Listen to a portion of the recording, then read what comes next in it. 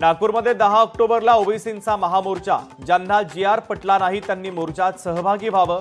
ओबीसींच्या बैठकीनंतर वडेट्टीवार यांचं आवाहन। उद्या होणाऱ्या भारत-पाक सामन्यावरून ठाकरेंची शिवसेना आक्रमक। माझं कुंकू माझा देश म्हणत ठाकरेंची शिवसेना उद्या रस्त्यावर उतरणार।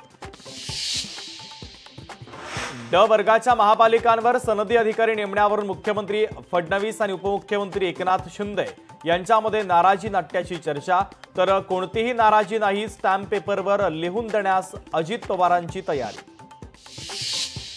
शिंदेंकडे गेलेले पुन्हा ठाकरेंकडे येण्यास इच्छुक। मुंबईतील 15 माजी नगरसेवक ठाकरेंकडे येण्याच्या तयारीत, सूत्रांची माहिती।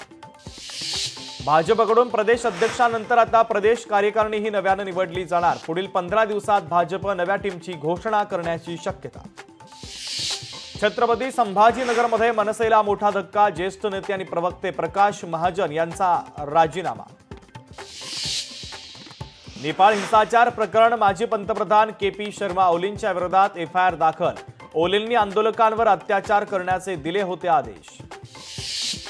पंतप्रधान नरेंद्र मोदींनी घेतली मणिपूरमधल्या पीडितांची भेट। लहानग्यांसोबत साधला संवाद। पंतप्रधान मोदी 2 दिवस मणिपूर आणि मिझोरामच्या दौऱ्यावर।